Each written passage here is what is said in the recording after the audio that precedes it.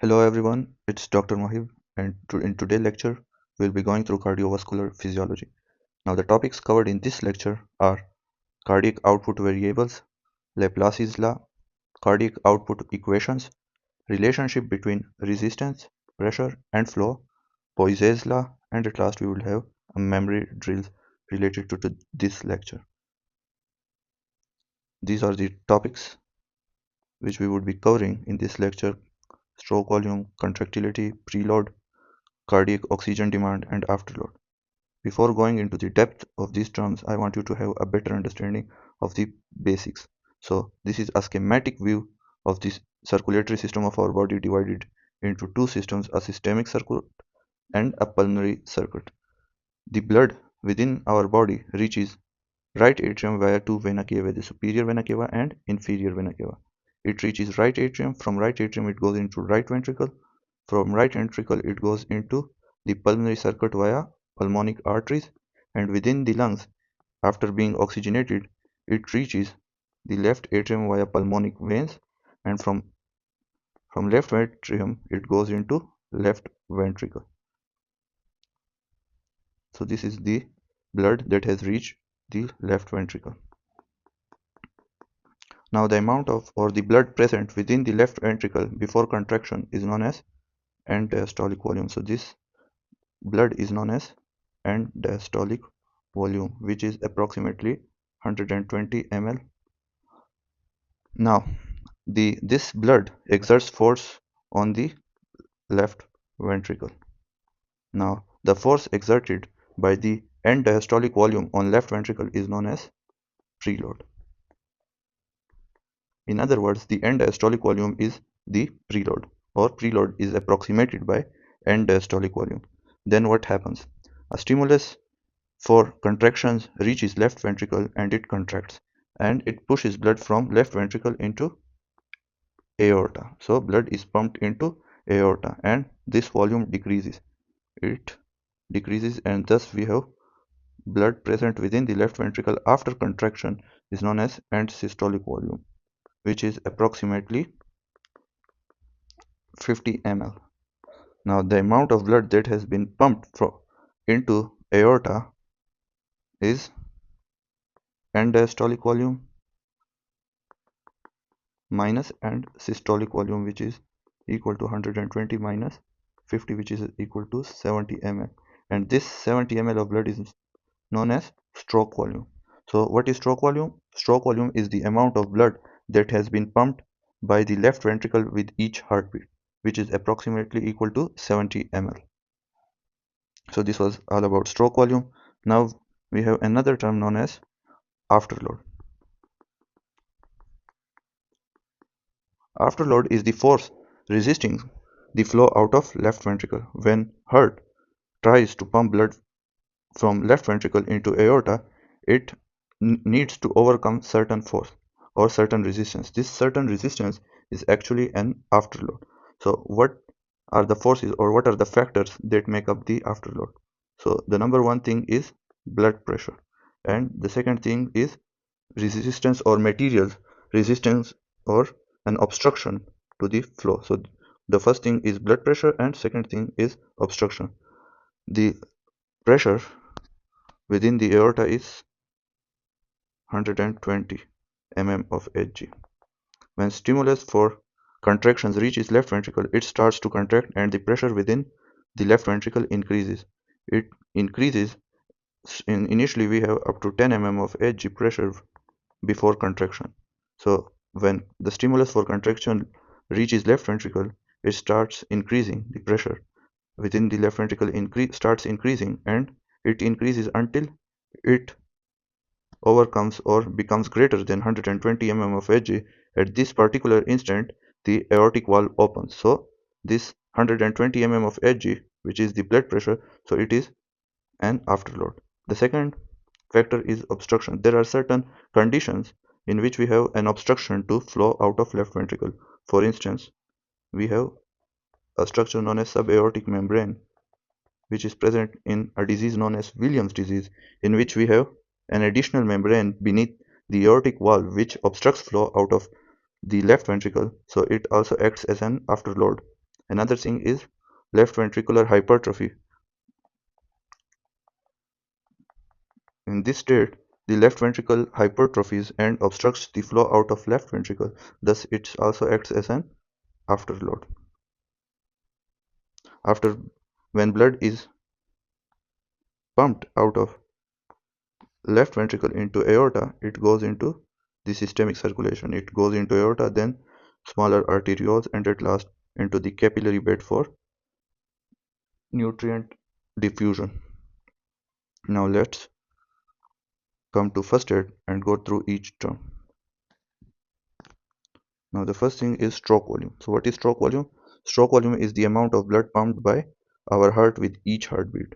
The mnemonic for stroke volume is SV cap, where SV stands for stroke volume and cap C stands for contractility, afterload and preload. So stroke volume is affected by contractility, afterload and preload. Stroke volume is directly proportional to contractility and preload and indirectly proportional to afterload. So stroke volume increases with contractility, for instance in anxiety and exercise. In these states, we have increased activation of sympathetic autonomic nervous system, which increases the catecholamines within our body, which increases the contractility of our heart. As a result, we have increased stroke volume. Then we have increased preload. Instead, in conditions like early pregnancy, we have increased preload, which also increases the stroke volume. We have another condition like we have a blood transfusion or an blood transfusion. We again have increased preload, which also increases the stroke volume. And in conditions which decreases afterload, for instance, after the administration of arterial vasodilators, which decreases afterload, also increases stroke volume. Stroke work is the work done by ventricles to eject stroke volume. Now, stroke work is directly proportional to stroke volume into mean arterial pressure, which means that heart has to do greater work to pump blood if it has to pump a greater stroke volume, or it has to work against a greater blood pressure or mean arterial pressure. Then we have a failing heart has decreased stroke volume. The the symptom of failing heart is the decreased stroke volume, whether it is a systolic dysfunction or a diastolic dysfunction. In both conditions, we have decreased stroke volume. In stroke, in systolic dysfunction or systolic heart failure, we have decreased contractility or decreased capacity of the heart to pump blood, so we have a decreased stroke volume. While in diastolic dysfunction of heart, the heart couldn't or does not relax properly. As a result, we have decreased and diastolic volume, which leads to again decreased stroke volume. So the main culprit within the diastolic heart failure or diastolic dysfunction isn't the contractility or the contractile properties of our heart, but rather the relaxing property of heart. The heart couldn't relax properly and thus it has decreased stroke volume. The second thing or the second variable of heart of cardiac output is preload. Preload is the force exerted by the blood within the left ventricle, or which is approximated by ventricular and diastolic volume, and it depends on two things: venous tone and circulatory blood volume, both of which affects venous return. So the venous system of our body stores up to 70% of total blood volume. So when we have an increased tone of the venous system, the blood is pumped from the venous system into left ventricle, and as a result we have increased preload. Another thing or another factor is total blood volume. If we have a greater blood volume, then the blood reaching the left ventricle or the end diastolic volume would also increase, and as a result we would have increased preload. So both venous return and circulatory blood volume affects the preload. Then we have certain conditions or certain drugs which decreases the tone, or these are known as venous dilators, known as for instance nitroglycerin. So they decrease preload. Now let's come toward contractility. What is contractility? Contractility is the capacity of the heart to pump blood, or how hard the heart pumps blood. The detail within the first aid is a bit deficient, so I will add additional information to this. Now, to understand cardiac contractility, we have to understand this diagram. This is the diagram of cardiac myocyte. It contains the contractile machinery, the actin-myosin filaments, and the sarcoplasmic reticulum, which stores the calcium. The cardiac myocyte has beta-1 receptors on its cell membrane. When we have an increased sympathetic autonomic nervous system activity, for instance, when a person is doing exercise, so catecholamines activates or reaches the cell membrane of cardiac myocyte and activates the beta-1 receptors. These beta-1 receptors are coupled with G-stimulatory proteins, which leads to or converts the ATP into cyclic MP. The G-stimulatory protein activates adenyl cyclase, which converts ATP into cyclic AMP. This increased cyclic AMP activates protein kinase A. Now, this activated protein kinase A does four things within the cardiac myocyte. Number one thing it does is it activates the phosphorylates the L-type calcium channels. These are the L-type calcium channels.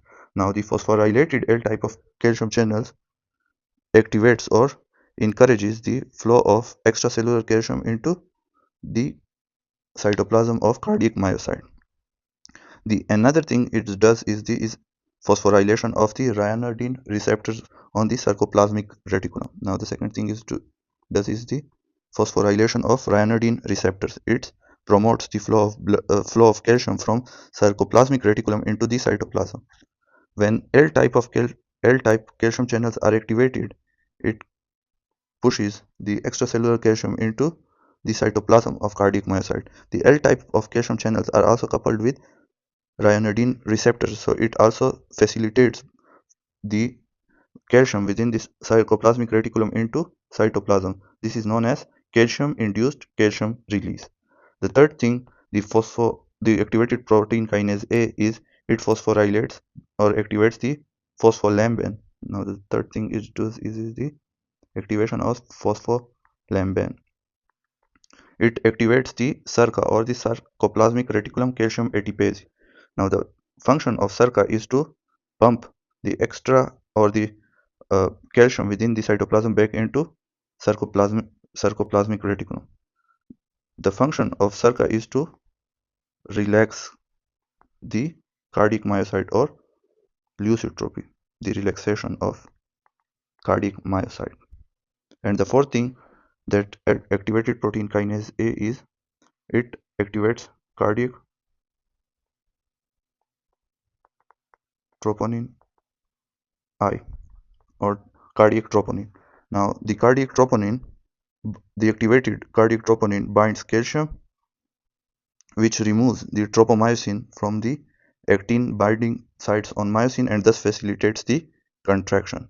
In other words, the contraction within the cardiac myocyte is dependent on increased calcium within the cytoplasm. The increased calcium binds to troponin, which facilitates the contraction between actin and myosin, and thus we have a contraction or stronger contraction. Now let's switch to first aid.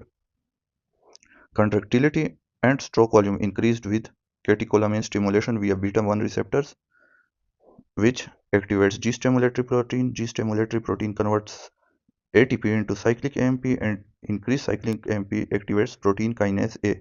Now it leads to phospholamban phosphorylation, which activates calcium ATPase and leads to calcium storage in sarcoplasmic reticulum, and thus relaxes heart and prepares it for next contraction.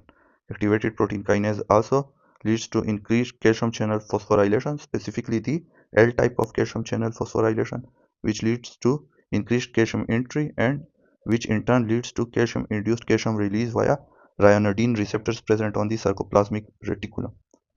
In other words, the main contractility of heart is dependent on increased intracellular calcium.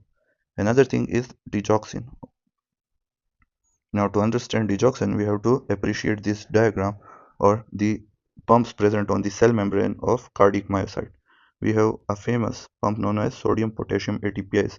It it pumps 3 Na out and brings 2 potassium in.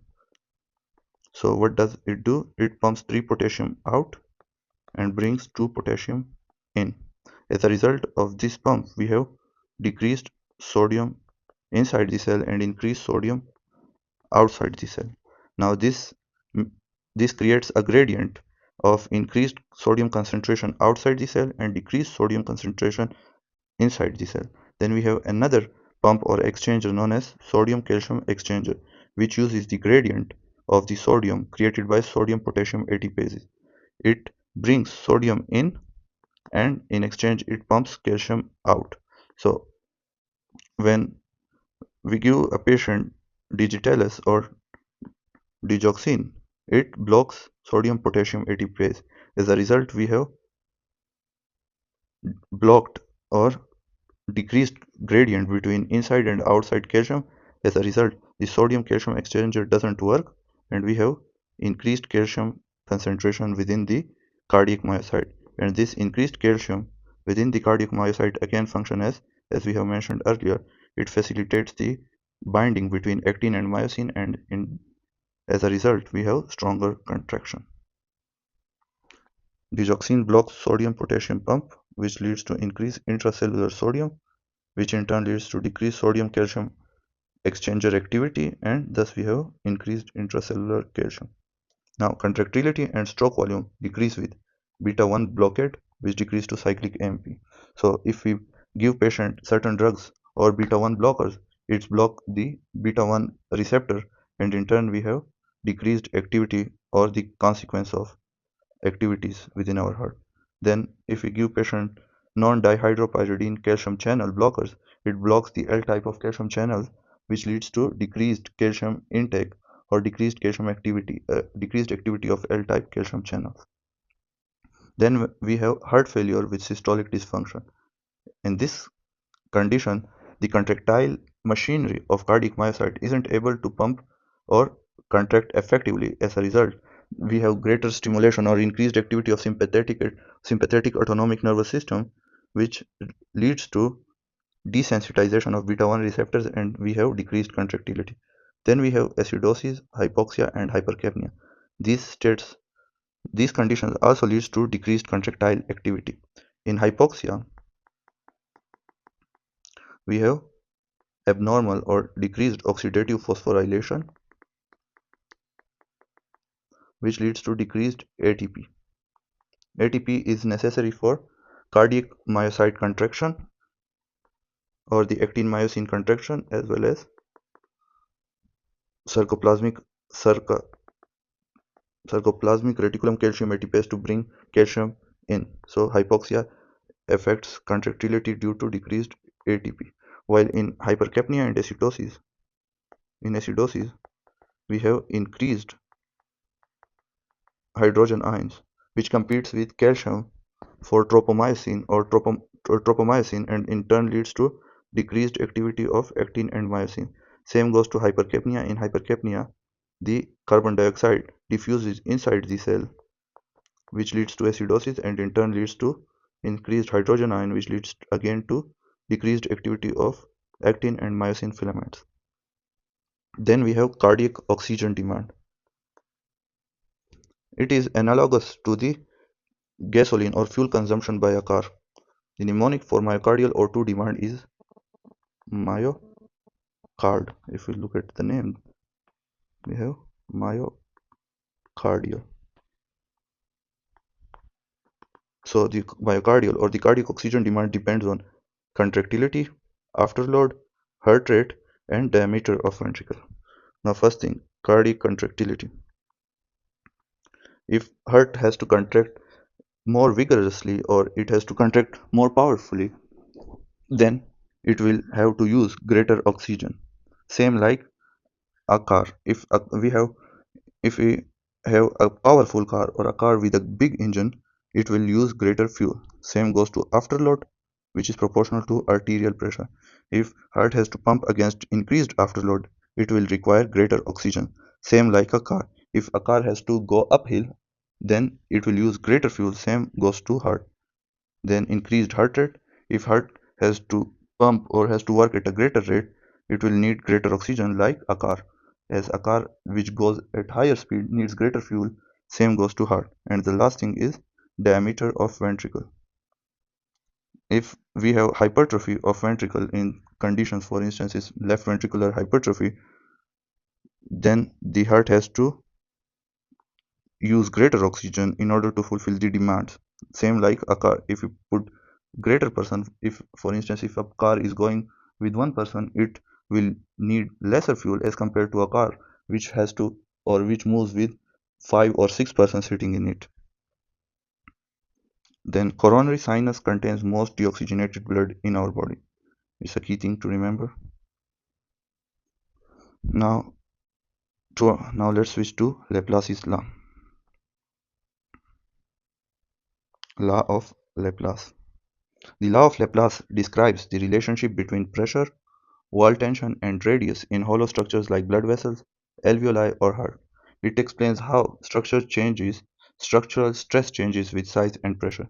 The general formula for sphere like alveolus is the wall tension is equal to pressure into radius divided by 2. So tension is equal to pressure into radius divided by 2 for spherical objects like alveolus, while for cylindrical objects the formula is tension is equal to pressure into radius. It is for cylindrical objects like blood vessel.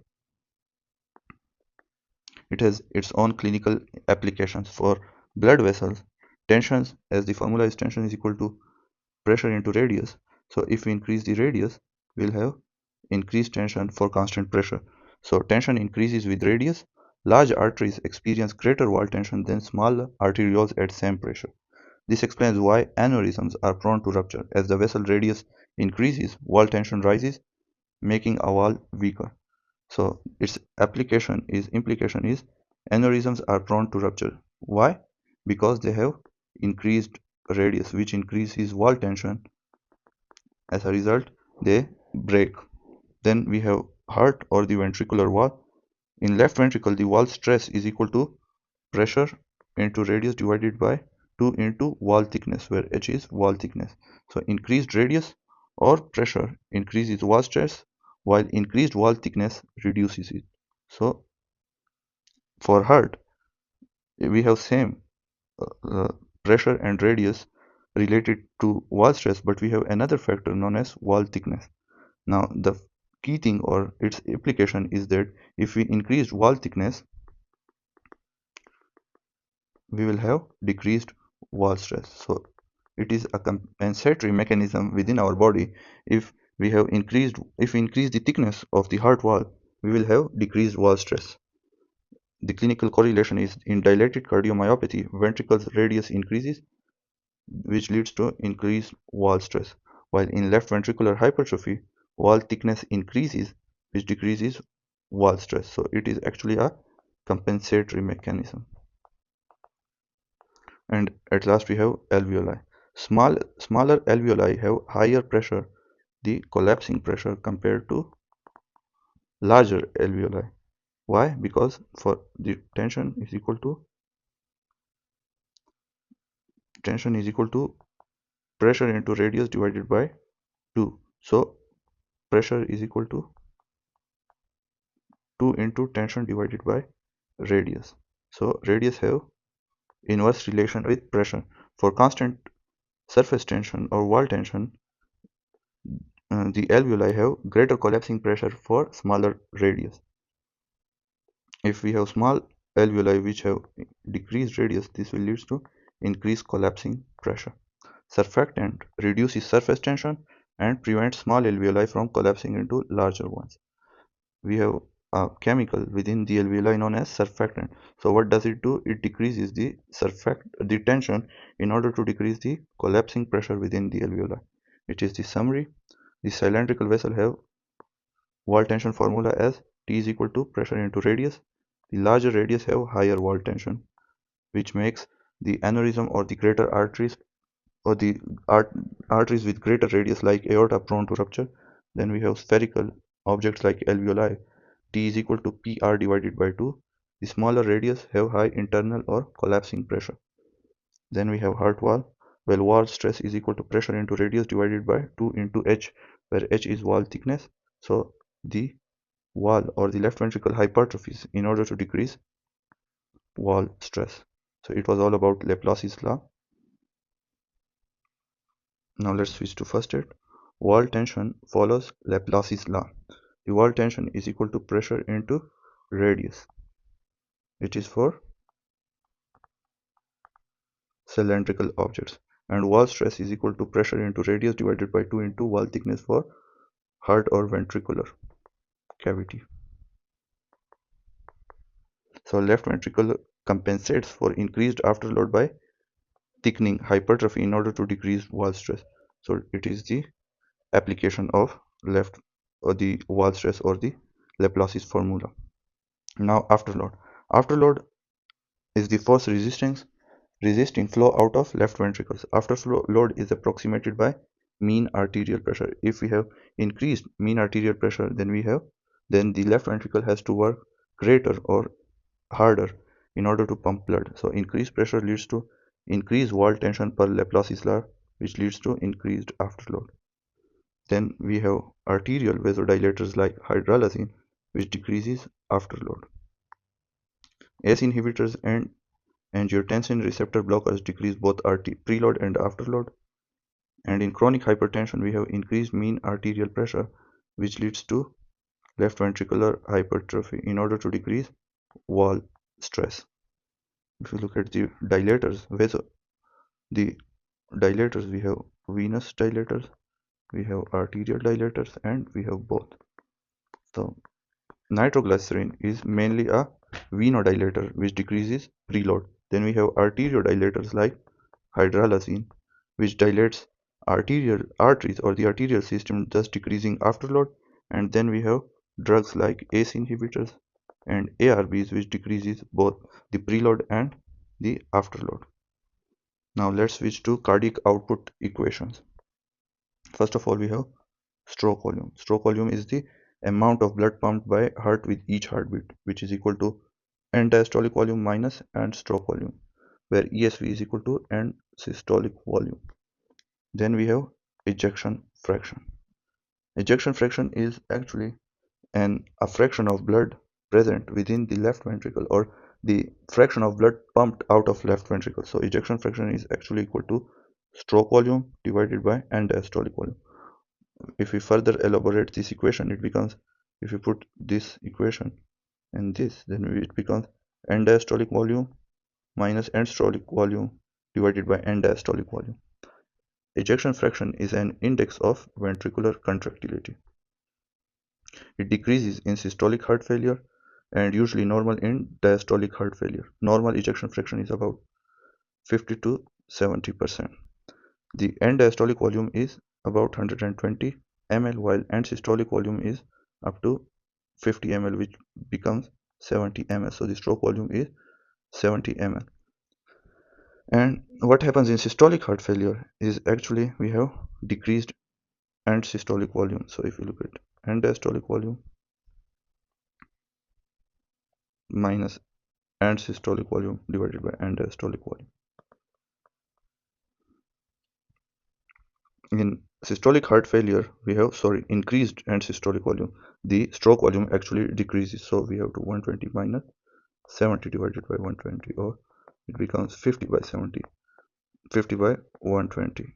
So the ejection fraction decreases, while in diastolic heart failure, actually we have decreased end diastolic volume.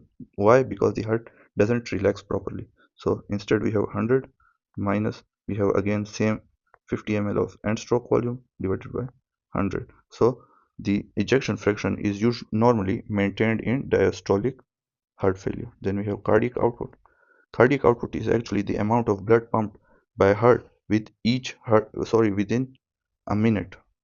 So cardiac output is equal to stroke volume by heart rate. So what is heart rate? Heart rate is the amount or the beats per minute of our heart, the times heart contracts in each minute. So cardiac output is stroke volume by heart rate. Then we have Fick principle. Fick principle states that Now to understand Fick principle,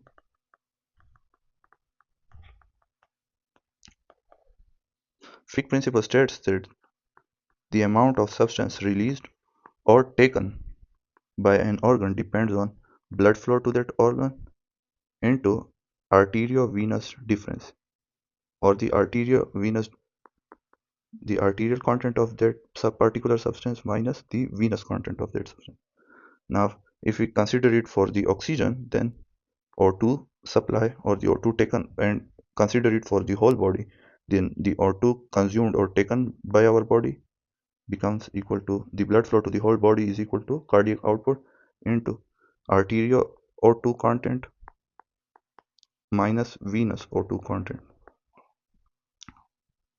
And if we rearrange these equations, we can also calculate cardiac output. So the cardiac output for whole body can be calculated using Fick principle. So the O2 consumption can be calculated using spirometry.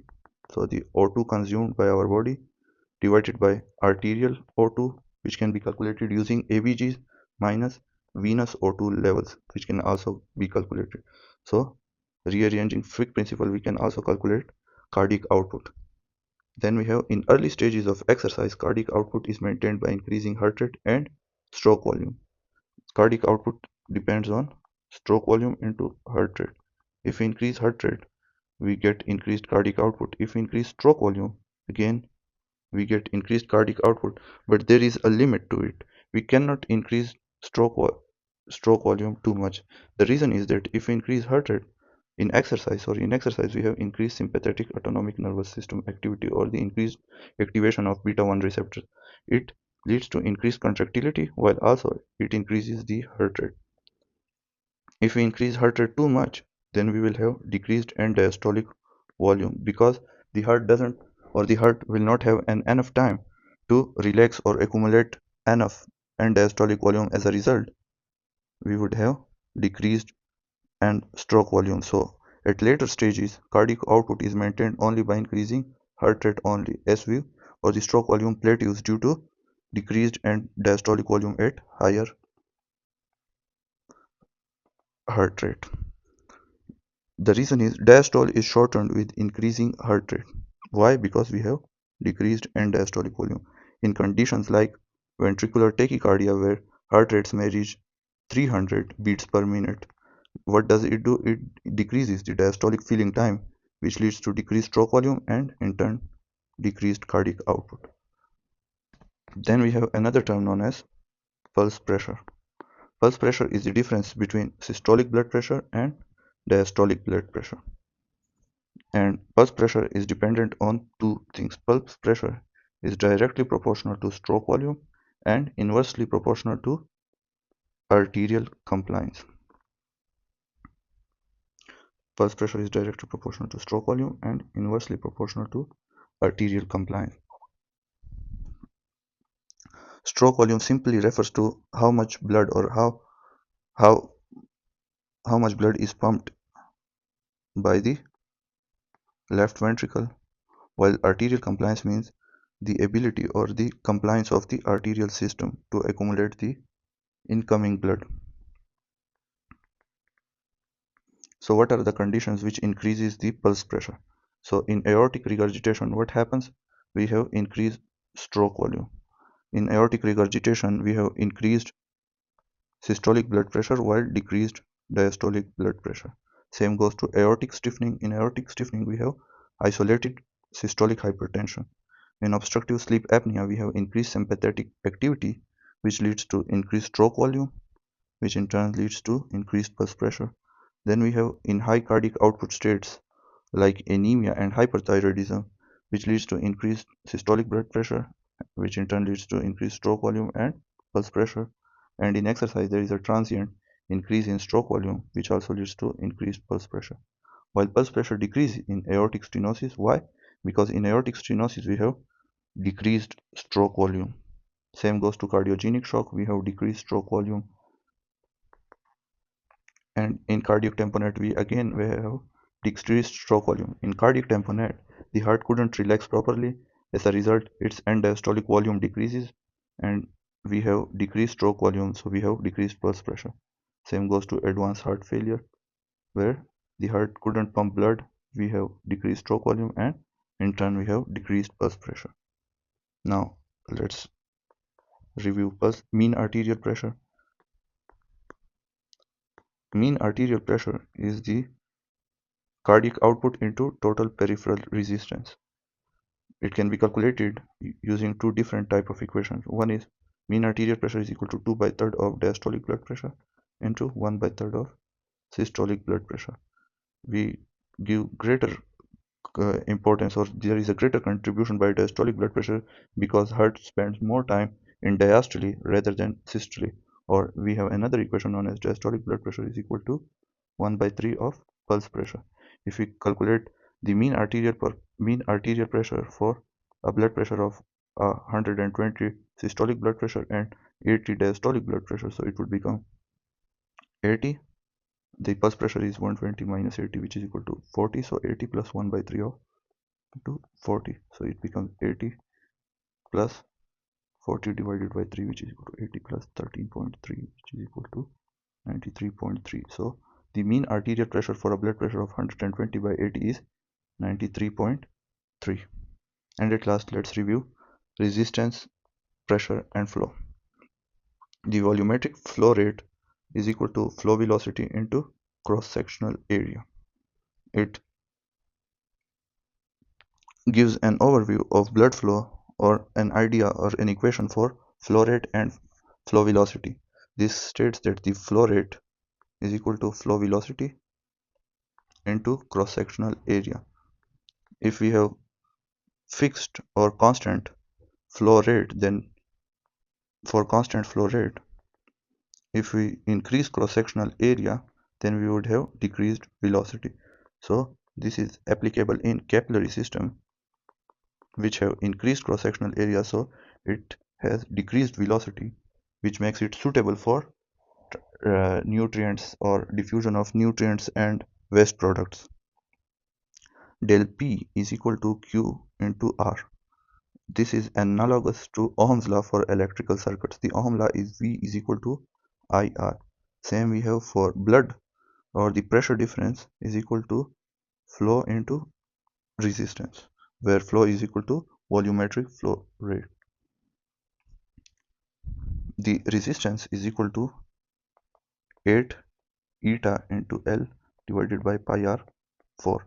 This is Poiseuille's law, where N is, or eta is viscosity, L is length of the tube, and R is the resistance, or the resistance of the vessel. This means that flow is directly proportional to the force power of radius, and resistance is inversely proportional to 1 by the 4 power of radius. This means that radius has a greater or more impact on flow and as well as resistance. So its clinical application is if we come across a patient which needs massive blood transfusion or massive fluid. So instead of going for two IV lines, if we increase the radius of one IV line, it will increases the flow more as compared to the two IV lines with smaller radius. Capillaries have highest total cross-sectional area and lowest flow velocity, which makes it perfect for diffusion or nutrients extraction. Pressure gradients drives flow from higher pressure to low pressure. Arterioles account for most of the total peripheral resistance, while veins provide most of blood storage capacity, storing up to 70% of blood. The viscosity depends mostly on hematocrit. The eta, or the viscosity, depends mostly on hematocrit. So what are the states in which we have increased viscosity? The states like hyperproteinemic states like multiple myeloma. In multiple myeloma, we have increased proteins, which leads to increased resistance and thus slowing or resisting the flow of blood across the vessels.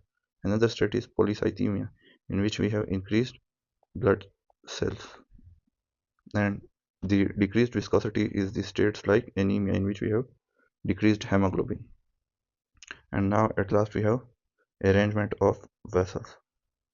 There are two types of vessels arrangement. within our body. One is series and other is parallel. In series, we have one vessel is connected to another, which in turn is connected to another, or in other words, the vessels are connected to end with one another. The series are, we have aorta and we have arterioles, which are connected to capillaries, and venules, which leads to veins. So this is the series system. While in parallel system, we have an aorta from which we have different vessels, like vessels supporting kidney, brain, GI systems. So these are at parallel to one another. So these are the two systems. So what happens in series and parallel system? To flow, to resistance, to pressure, and applications or implications of these systems, or role of these systems. So in series, we have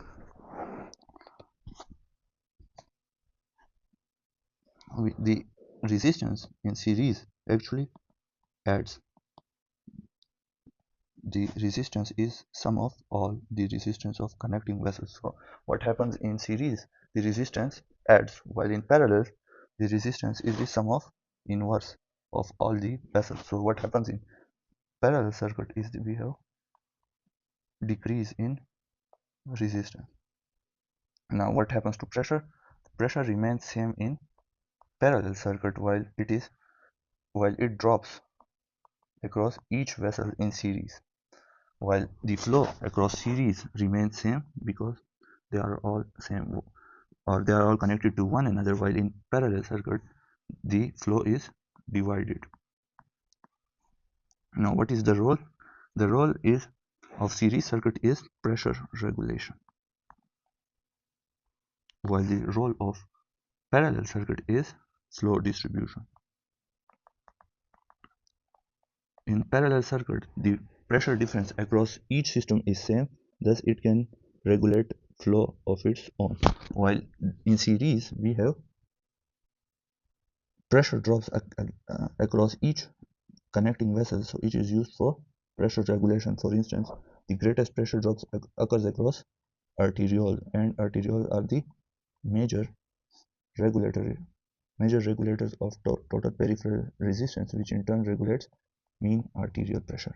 So it was all about cardiac physiology. Now let's solve some of MCQs or mind buzzing questions on what we have gone through right now. Which factor has the greater effect on blood flow in a vessel? So is it blood viscosity, vessel length, vessel radius, or pressure gradient? Pause the video and think about it. The Poiseuille's law states that resistance is equal to 8 eta L by pi r 4. So the radius has the greater impact. So the correct answer is vessel radius. According to Fick principle, cardiac output equals oxygen consumption divided by, is it venous O2 content, arterial O2 content, arteriovenous difference, or hemoglobin concentration? And the correct answer is arteriovenous difference, because according to Fick principle, cardiac output is equal to O2 consumption divided by arterial O2 content minus venous O2 content, as we have just read right now. And at last, stroke volume increases with all of the following except increased contractility, increased preload, decreased afterload, or increased afterload. The mnemonic was SV cap. The stroke volume was directly proportional to contractility, preload, and inversely proportional to afterload. So the correct option is increased afterload. It does not increase. It was all about cardiac physiology. Thank you.